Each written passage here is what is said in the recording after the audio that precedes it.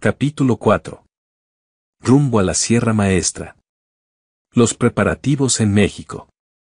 En México, en medio de los preparativos y reuniones conspirativas para llevar adelante la embestida, Castro, a fin de conseguir fondos para financiar su guerrilla, partió de las tierras aztecas en octubre no hacia la URSS, sino al demonizado imperialismo estadounidense, en donde la colonia de cubanos cumplió un papel muy importante para llevar a cabo una colecta de fondos de casi 2 meses de duración. El 80% de las sumas obtenidas servirán para comprar armas, el resto se destinará a fines de organización y propaganda. Filadelfia, Nueva Jersey, Connecticut y, antes de Florida, Nueva York. Allí, el 30 de octubre de 1955, Fidel Castro se comprometió públicamente ante sus mecenas desembarcar en Cuba antes de que finalice 1956.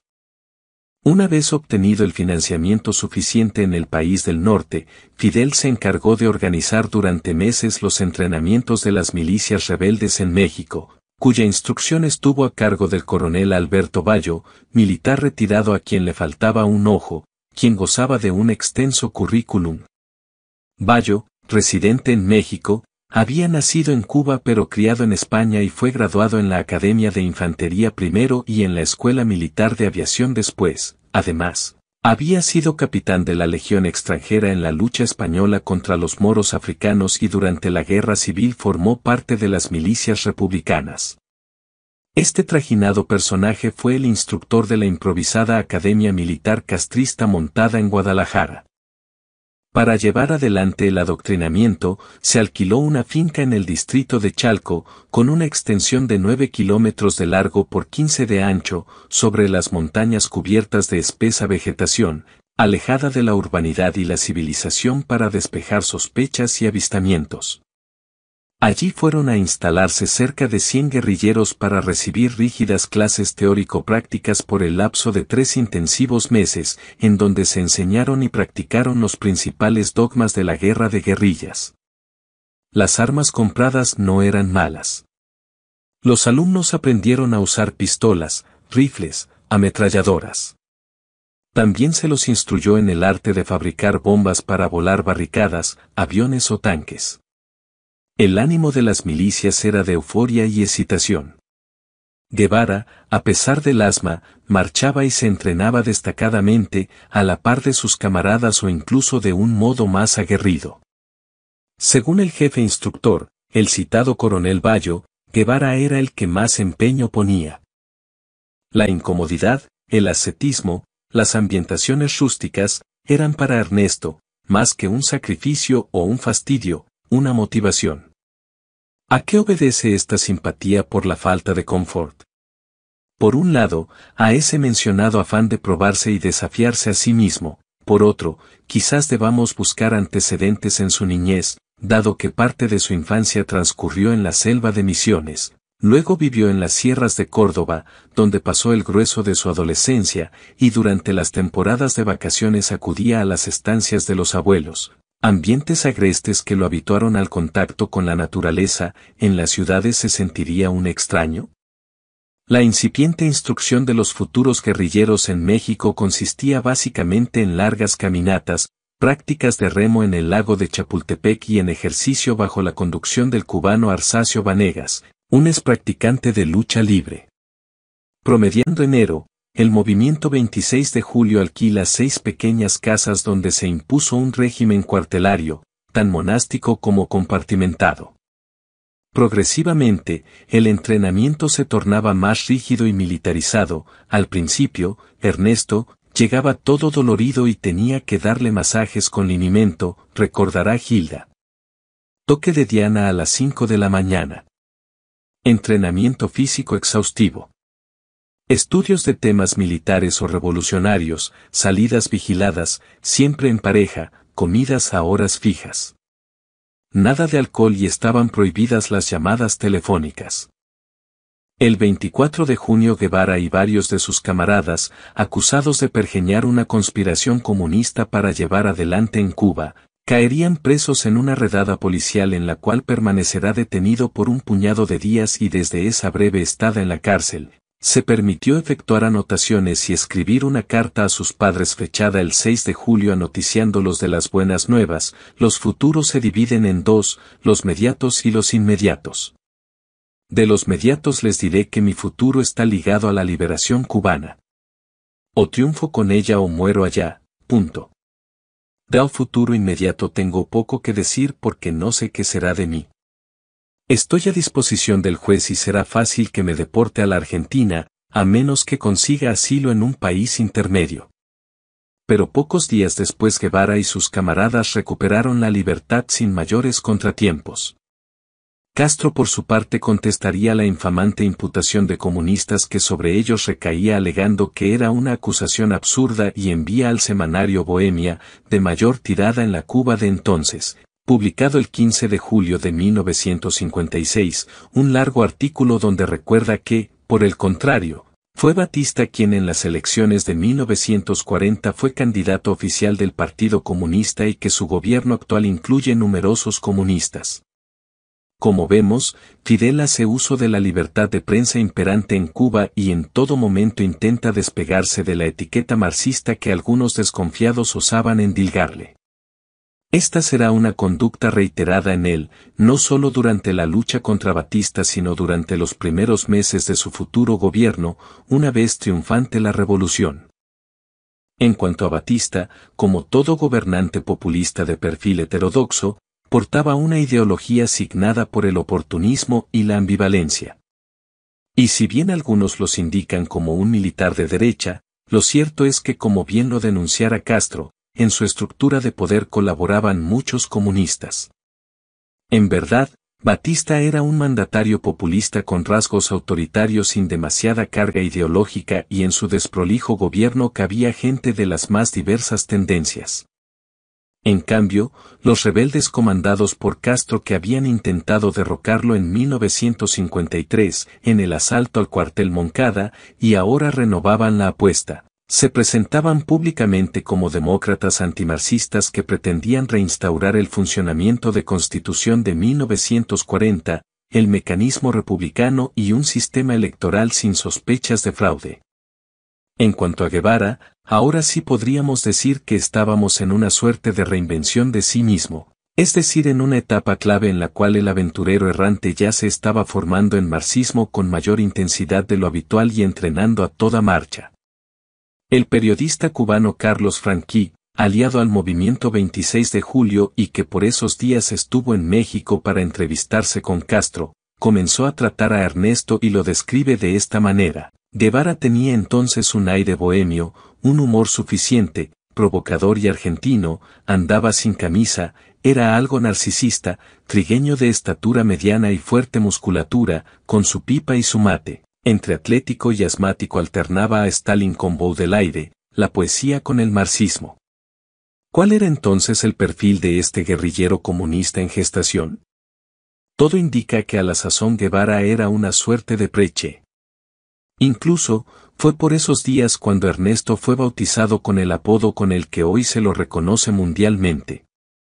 Al respecto, el periodista cubano Orlando de Cárdenas, quien fuera amigo de Fidel y uno de los principales colaboradores del movimiento 26 de julio en México, cuenta el origen de tan iconográfico apodo. A él al principio se le decía Doctor Guevara o Ernesto Guevara, pero cuando vimos que él hacía burla de nuestra manera de hablar, entonces en represalia ya no le dijimos nunca más Guevara ni Ernesto, le decíamos el Che. Se lo decíamos muchas veces con un poco de sorna, para refregarle en la cara lo que él nos había hecho a nosotros. Nunca nos vio completamente como compañeros.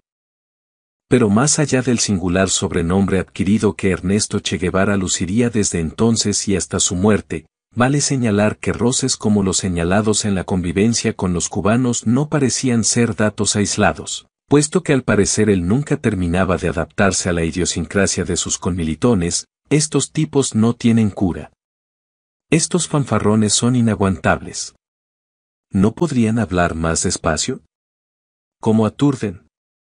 Refunfuñaba, mientras le admitía al patojo, su amigo guatemalteco Cáceres Valle, mirá, hermano, los cubanos.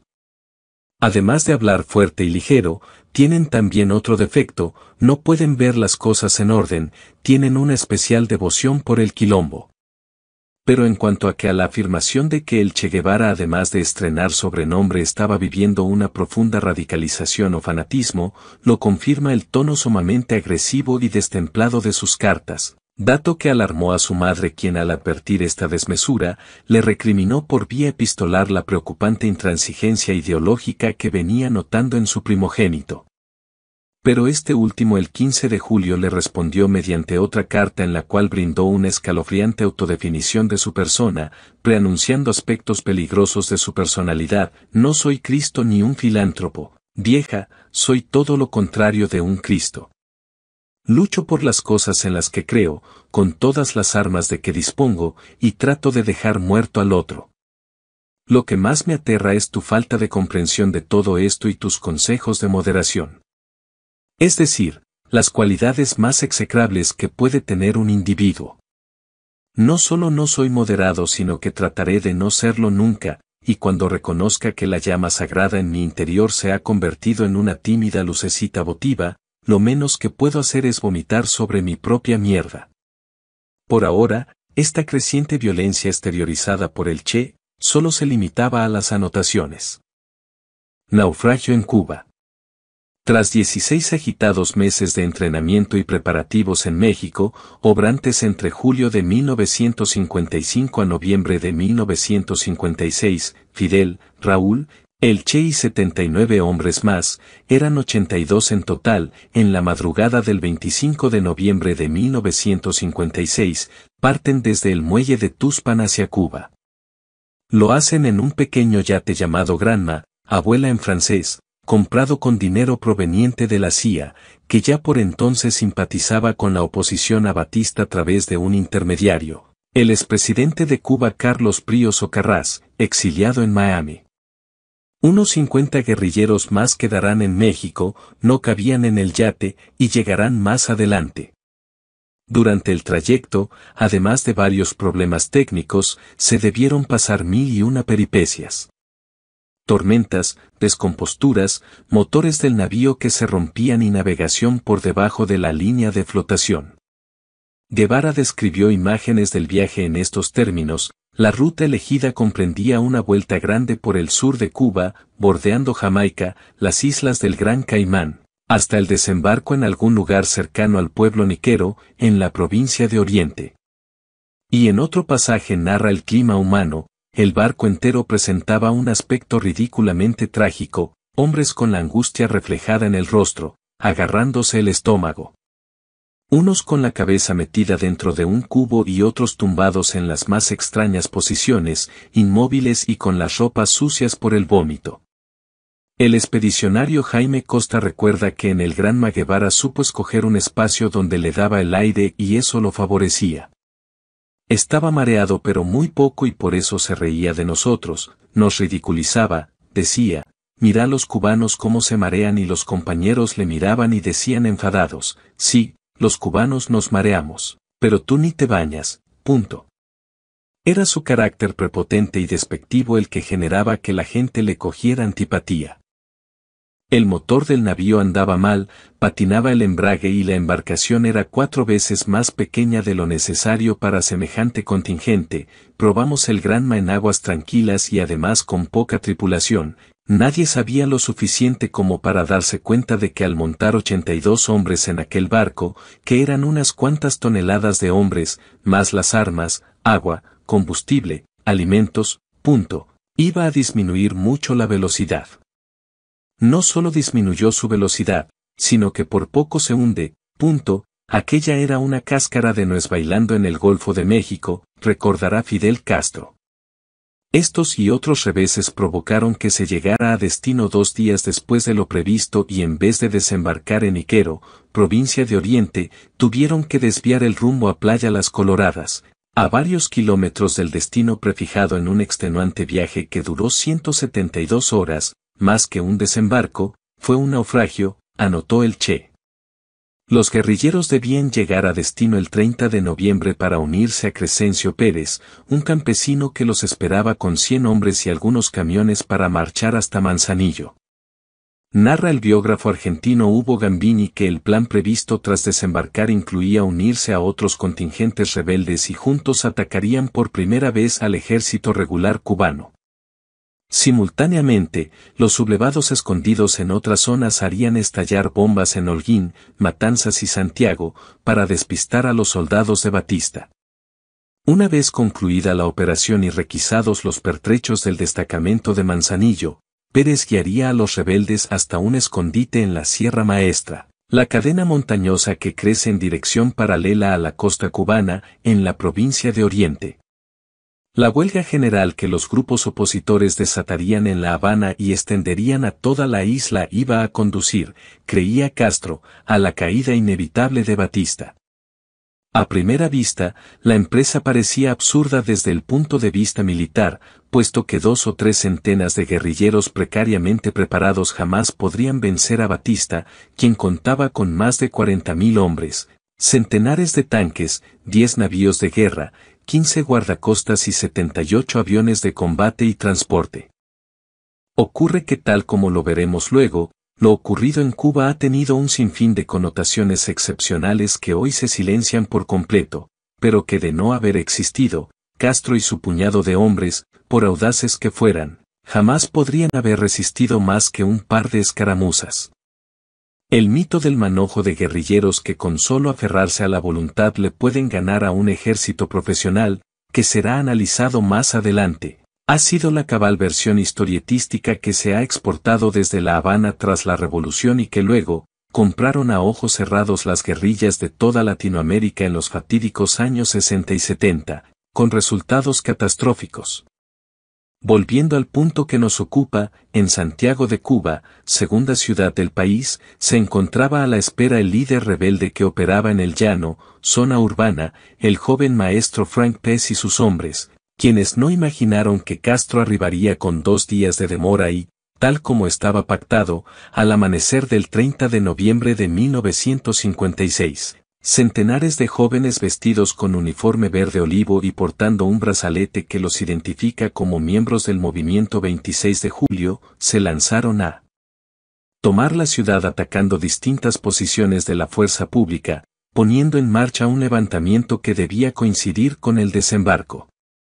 Los guerrilleros urbanos incendiaron el cuartel de la Policía Nacional, se apoderaron de armas de la sede de la Policía Marítima y llevaron adelante una prosecución de combates callejeros que obligaron a Batista a decretar el estado de sitio en Oriente. En esa fecha, lista para recibir a los combatientes del Granma en las playas de Niquero, la activista rebelde Celia Sánchez, quien más adelante sería una de las amantes de Fidel, movilizó camiones, guías, expertos y milicias rurales formadas por el citado líder campesino Crescencio Pérez. De haber llegado en tiempo y forma, Castro y sus hombres hubiesen podido coordinar las acciones previstas con la organización urbana que los apoyaba y esperaba con una buena red de logística.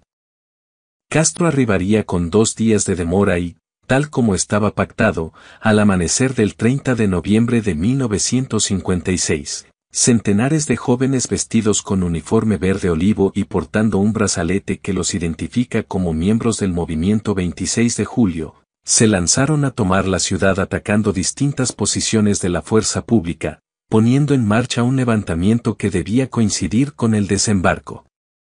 Los guerrilleros urbanos incendiaron el cuartel de la Policía Nacional, se apoderaron de armas de la sede de la Policía Marítima y llevaron adelante una prosecución de combates callejeros que obligaron a Batista a decretar el estado de sitio en Oriente.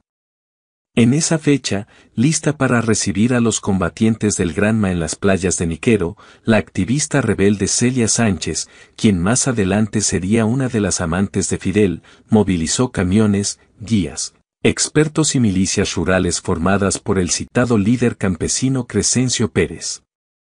De haber llegado en tiempo y forma, Castro y sus hombres hubiesen podido coordinar las acciones previstas con la organización urbana que los apoyaba y esperaba con una buena red de logística. En tanto, Batista ya estaba alertado desde hacía varios días del eventual desembarco del yate. Tanto fue así, que cuando al fin tocan tierra los rebeldes al mando de Castro, un feroz ataque de las fuerzas batistianas genera un caos en las tropas insurgentes. El desbande fue generalizado, los guerrilleros caían como moscas. El Che recuerda este revés en su diario, apelando otra vez a la muerte, de la cual estuvo realmente cerca, quedé tendido, disparé un tiro hacia el monte siguiendo el oscuro impulso del herido. Inmediatamente me puse a pensar en la mejor manera de morir en ese minuto en que parecía todo perdido. Recordé un viejo cuento de Jack London donde el protagonista, apoyado en un tronco de árbol, se dispone a acabar con dignidad su vida al saberse condenado a muerte por congelación en las zonas heladas de Alaska. Es la única imagen que recuerdo. Las columnas rebeldes se habían perdido en el desordenado repliegue, tratando de ocultarse entre los cañaverales. El Che, en condiciones físicas lastimosas, emprende marcha hacia la Sierra Maestra con 4 compañeros, a los cuales se unirán 3 más al día siguiente. Sin agua, prácticamente sin comida y mal equipados, se dirigen hacia las montañas para reunirse con los demás si existían todavía y procurando además esquivar una nueva ofensiva del ejército. Entre los camaradas del Che figuraban Ramiro Valdés, Camilo Cienfuegos y Juan Almeida, todos destinados a cumplir funciones cruciales en los meses y años por venir. Veníamos extenuados después de una caminata no tan larga como penosa, perdiendo casi todo nuestro equipo y caminando durante interminables horas por ciénagas de agua de mar, con botas nuevas, esto había provocado ulceraciones en los pies de casi toda la tropa, Ya no quedaba de nuestros equipos de guerra nada más que el fusil, la canana y algunas balas mojadas. Nuestro arsenal médico había desaparecido, nuestras mochilas se habían quedado en los pantanos, Debido a nuestra inexperiencia, saciábamos nuestra hambre y nuestra sed comiendo cañas a la orilla del camino, anotó Guevara en su diario. Días después, bajo el yugo de tormentas inenarrables, sed, hambre y cansancio, arriban a la finca de un campesino de nombre Mongo Pérez, en las inmediaciones de la cordillera del oriente cubano, donde se reencuentran con los demás sobrevivientes. Registra Guevara que en la madrugada del día 5 de diciembre de 1956 eran pocos los que podían dar un paso más. Después de una marcha nocturna interrumpida por los desmayos y las fatigas y los descansos de la tropa, alcanzamos un punto conocido paradójicamente por el nombre de Alegría del Pío. Distintos grupos de expedicionarios dispersos iban peregrinando a la deriva intentando alcanzar un lugar de encuentro común para reorganizarse, íbamos caminando con desgano, sin rumbo fijo, de vez en cuando un avión pasaba por el mar. Caminar entre los arrecifes era muy fatigoso y algunos proponían ir pegados a los acantilados de la costa, pero había allí un inconveniente grave, nos podían ver. En definitiva nos quedamos tirados a la sombra de algunos arbustos esperando que bajara el sol. Al anochecer encontramos una playita y nos bañamos y el 8 de diciembre el diario del Che culminó con una frase angustiosa, no comimos nada. Las penurias de los primeros días habían fatigado por completo las energías de los pocos guerrilleros que había quedado en pie. Un campesino de nombre Juan Piña retrata al Che Guevara recién llegado de este modo. Por aquellos tiempos el Che lucía joven, aunque los agobios del desembarco lo traían pálido, huesudo. El asma, la comida escasa, la fuga por aquellas ciénagas y más tarde la loma eran para agotar a cualquiera. El desconcierto de las primeras horas fue tal, que recién el 21 de diciembre lograron reunirse con Fidel y advirtieron que las fuerzas de Batista les habían dado una paliza demoledora. Del total de 82 tripulantes del Granma, habrían sobrevivido solo 12 y pudieron recuperarse apenas 9 fusiles. Entre los pocos guerrilleros que formaban lo que quedaba de la tropa, había vacilaciones, dudas y desánimo. El golpe había sido fulminante. Pero Castro debutó en Sierra Maestra con sus dotes de conductor, de motivador, pero también de dictador, quiero disciplina. Porque sin disciplina no vamos a ninguna parte. El primero que sea sorprendido en estado de insubordinación, deserción o derrotismo, será fusilado inmediatamente. ¿Entendido? El doctor Ernesto Guevara. Los alicaídos castristas se reorganizaron, incorporaron 5 lugareños, se distribuyeron los cargos y montaron campamento en Sierra Maestra, fueron pasando los días y, de a poco, reclutando gente. Los primeros campesinos llegaban, a veces desarmados, a veces trayendo armas que nuestros compañeros habían abandonado en casas amigas o en cañaverales, al huir, glosó el Che. Como fuera dicho, el pequeño grupo guerrillero se afincó en la Sierra Maestra, es decir, en la zona más pobre de toda Cuba, y ello dio lugar a que luego muchos apologistas del castroguevarismo se hayan encargado de concentrar la descripción de las carencias imperantes en esa región marginal y periférica, tratando de inducir al lector a creer que Cuba era una suerte de Sierra Maestra gigante. Pero en contraste, el abogado y escritor cubano Mario Lazo en su memorable obra Daga en el corazón, Cuba traicionada, anota lo siguiente: en la zona de la Sierra Maestra, que abarca una superficie de poco menos de 10.000 kilómetros cuadrados, vivían unos 50.000 campesinos, sin duda los más pobres de Cuba. Para nadie era un secreto que constituían la colectividad guajira más ignorante y atrasada del país, ajena a los adelantos de la sociedad. No tenían radios, ni periódicos, ni electricidad, ni medios de transporte, a excepción de mulas. No había más caminos que aquellos que pasaban por las primeras estribaciones de la sierra, donde vivía la mayoría. Recordemos que Cuba tenía más de 6 millones de habitantes y conformaba el tercer ingreso per cápita del continente. Sierra Maestra componía una triste y despoblada aldea a la que había que asistir, sin dudas, pero ese no era el sentir ni el modo de vivir del cubano promedio. Con tomar la decisión política de emplear una acción social concreta, hubiese sido más que suficiente para mejorar la calidad de vida de ese sector minoritario de una población cubana que, por entonces, en su mayoría, gozaba de envidiable prosperidad y movilidad social ascendente. Mientras tanto, la minúscula guerrilla rural no cesaba en poner manos a la obra para su reconstrucción. El guerrillero Faustino López fue el encargado de reanudar contactos con las milicias rebeldes que estaban en el llano, zonas urbanas, para recibir abastecimiento. Guevara, por su parte, para ganar simpatía entre los campesinos, oficiaba de médico y revisaba eventuales dolencias de los pobladores. En aquella época tenía que cumplir mis deberes de médico y en cada pequeño poblado o lugar donde llegábamos realizaba mi consulta. Era monótona pues no tenía muchos medicamentos que ofrecer y no presentaban una gran diferencia los casos clínicos de la sierra. Asimismo anotó, mis conocimientos no daban para mucho más. Y pesar de reconocer no tener una formación sólida, la presencia de un doctor en aldeas pobres ocasionaba adhesión entre los vaquianos. Si bien la mutación de Guevara en los últimos meses había sido absoluta, de turista insolvente a guerrillero comunista, había algo en su haber que para su desgracia no variaba, el asma y su roña personal.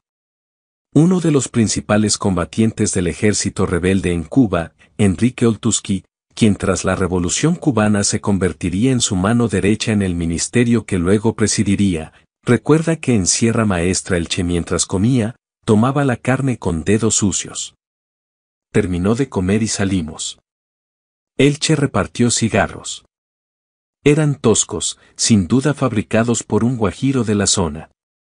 A mi lado el Che fumaba y tosía una tos húmeda como si estuviera mojado por dentro. Olía mal. Hedía a transpiración putrefacta. Era un olor penetrante, y lo combatí con humo de tabaco.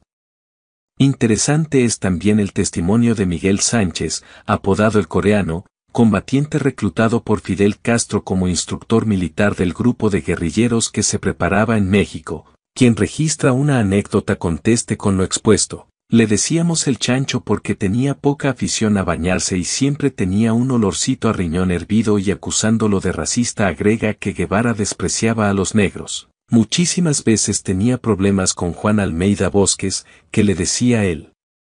Negrito, con Juan Almeida se insultaban, entonces yo le dije, mira, Juan, cuando te diga negrito, dile, chancho porque tú no te bañas. La realidad es que la fama de mugriento no favorecía la reputación del médico de la expedición, quien por su condición de tal debía dar el ejemplo a la hora de atender pacientes, ni siquiera se lavaba las manos. recuerda un guerrillero de la sierra. Ratificando lo expuesto, en el año 2009 el propio Raúl Castro le confesó a Cristina Kirchner, por entonces presidente de Argentina, que a Ernesto, como guerrillero, no hay quien no discuta. Pero como médico, yo no me dejaba poner ni una inyección por él. En definitiva, fue el propio Che Guevara quien reconoció, mis conocimientos de medicina nunca fueron demasiado grandes. La sed de sangre del doctor. Y al fin, promediando enero, la pequeña guerrilla llevó adelante su primer combate al tomar por asalto a un desprevenido cuartel de La Plata, el cual es atacado por Castro con 32 combatientes, en tanto que los sorprendidos militares de Batista no opusieron ninguna resistencia. Los soldados, casi sin defensa, eran inmisericordiamente heridos por nuestras balas, anotó el Che, concluyendo que, ellos tenían 2 muertos y 5 heridos, además de 3 prisioneros, por nuestra parte, ni un rasguño. Días después, el azar llevó a los guerrilleros a mantener otra escaramuza al atacar por sorpresa una choza en la que habían divisado algunos soldados adentro. Se dio entonces un atraco que el Che en su diario dio en llamar combate de Arroyo del Infierno, y fue cuando por primera vez Guevara experimentaría matar a alguien. Tiré a rumbo la primera vez y fallé. El segundo disparo dio de lleno en el pecho del hombre, que cayó dejando su fusil clavado en la tierra por la bayoneta. El hombre había recibido un balazo en medio del pecho que debió haber partido el corazón, y su muerte fue instantánea. Además de médico precario y guerrillero incipiente, el Che nunca abandonaba sus escritos, y en carta a Gilda Gadea, su mujer, fechada el 28 de enero de 1957, le expone: querida vieja, aquí en la selva vivo sediento de sangre. ¿Qué motivos llevarían a un flamante médico a vivir sediento de sangre? ¿Qué retorcidos conflictos internos arrastrarían a un argentino a tomar las armas en un país ajeno y lejano al suyo en pro de una repentina y difusa causa? Estos interrogantes se tornan más complicados si tenemos en cuenta que el Che estaba allí de casualidad, es decir, por no haber podido comprar los anhelados boletos a España por razones económicas, lo que retrasó su estada en México, y casi concomitantemente conoció a Fidel, quien lo embarcó de inmediato en esta aventura. Los enigmas son difíciles de resolver. Según la óptica de Castañeda, el amor por la guerra y la intransigencia ideológica del Che son atribuibles a su tortuosa asma. La vinculación entre la dilatación de los bronquios contraídos y la adrenalina implica que situaciones que generan descargas endógenas de adrenalina, como el combate, por ejemplo, pueden disuadir ataques. Pueden desatar episodios justamente por la ausencia de descargas endógenas de adrenalina. De resultar acertada esta disquisición, coadyuvaría en gran medida a dilucidar la futura inhabilitación del Che para aceptar la coexistencia simultánea de contrarios en su vida. Lo cierto es que Guevara nunca aceptó posiciones intermedias de ninguna naturaleza. No solo no soy moderado, sino que trataré de no serlo nunca. 15 de julio de 1956, o su otra confesión: mis amigos son amigos mientras piensen políticamente como yo, julio de 1959. Y según el biógrafo guevarista John Lee Anderson, para él, la realidad se aparecía en blanco y negro. Consideraba a la mayoría de las personas como amigos o enemigos. Cualquiera que ocupase una posición intermedia merecía su desconfianza. Para Guevara la ideología sería un pretexto para ir al combate. Lo que imperaba en el Che era el deseo de dejar muerto al otro, tal como rezaban sus notas. La guerra no era un lamentable medio para un fin noble ulterior, sino que la guerra era un agradable fin en sí mismo. Todos esperábamos el combate como una liberación. Todo el mundo ansía ya de una vez la llegada de ese momento estelar de la guerra que es el combate. Lo que lleva al paroxismo de la alegría es el combate, clímax de la vida guerrillera, escribió. Vale decir que de sus notas no surge que la guerra sea una lamentable circunstancia, aunque forzosamente necesaria ante situaciones límites, sino el paroxismo de la alegría. Confesión que el Che ratificó en carta dirigida al escritor argentino Ernesto Sábato, fechada el 12 de abril de 1960, no hay experiencia más profunda para un revolucionario que el acto de guerra.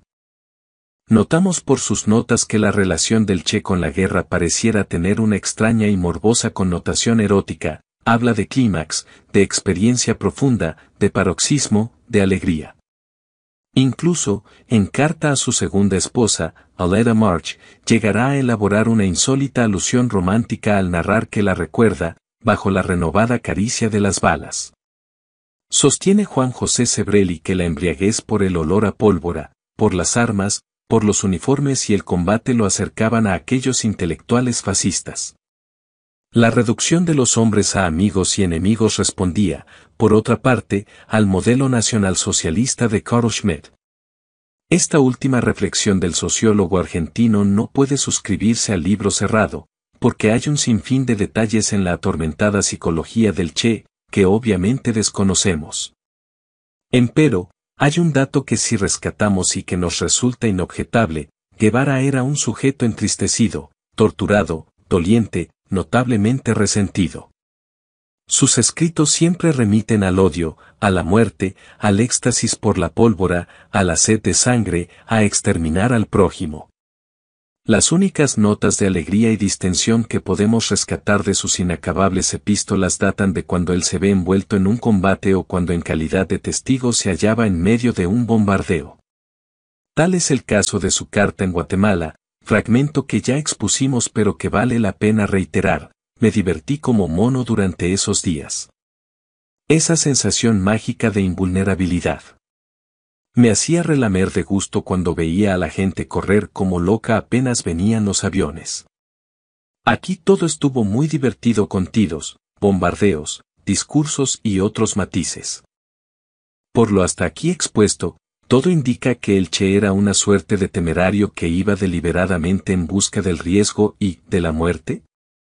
Incluso, en un tiroteo en Sierra Maestra, en el cual Guevara se vio acorralado por sus enemigos, relató el episodio del siguiente modo: la posición era mala y nos venían rodeando.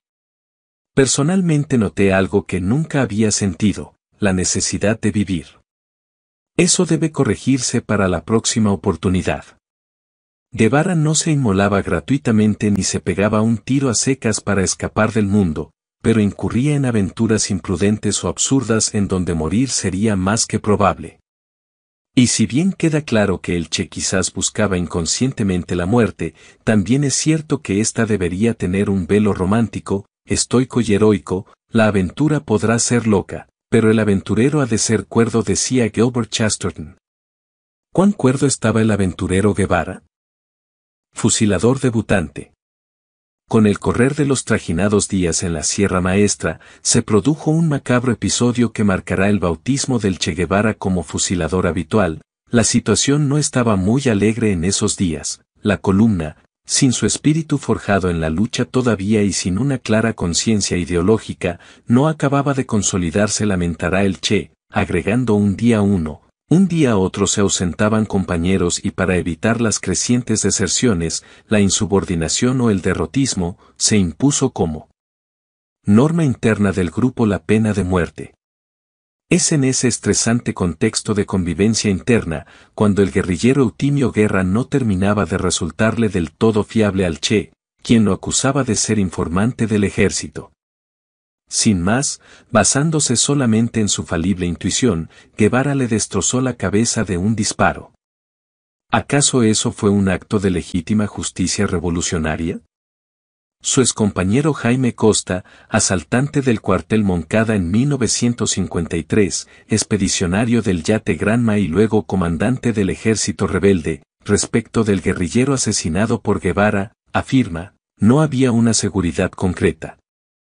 Entonces se forma el tribunal y acordamos que no había una seguridad de que él haya sido un delator, por lo tanto, no se podía quitarle la vida. Entonces, el Che dice: bueno, si no se la quitan ustedes, se la quito yo. Entonces todo el mundo le dice: ¿por qué tú le vas a matar? Si tú no eres cubano. Él es un cubano y no ha confesado que es delator. Y Ramiro dice que no se puede fusilar, como presidente de ese tribunal, y en ese momento es el que más grado tiene, y el Che sacó la pistola y lo mató ahí. Otro testigo privilegiado, El guerrillero Universo Sánchez recuerda el homicidio de este modo: yo traía un rifle y entonces el Che saca una pistola 22, pack, y le da un tiro por aquí. Coño, Che. Lo mataste. Se cayó boca arriba ahí, boqueando. Y los relámpagos. Aquello era del diablo, horroroso. Pero el Che brindó una versión menos dramática y más técnica sobre el asunto. La situación era incómoda para la gente y para él, de modo que acabé el problema dándole en la sien derecha un tiro de pistola, con orificio de salida en el temporal derecho. Boqueó un rato y quedó muerto, anotó el médico argentino, haciendo gala de su formación en anatomía no para salvar una vida sino para arrancarla. Seguidamente, Guevara procedió a apropiarse de las pertenencias de su víctima. Le interesaba sobremanera el reloj. El objeto estaba fuertemente amarrado a la cadena del cinturón del sacrificado. Según el propio Che relató, el moribundo, con una voz sin temblar, muy lejos del miedo, le dijo: arráncala, chico, total. Eso hice y sus pertenencias pasaron a mi poder. Este estremecedor episodio no formó parte de un hecho aislado. A partir de entonces fueron constantes los indiscriminados fusilamientos de Guevara a gente de su propia tropa por el solo hecho de no caerles en gracia, incurrir en indisciplina o resultarles desconfiables.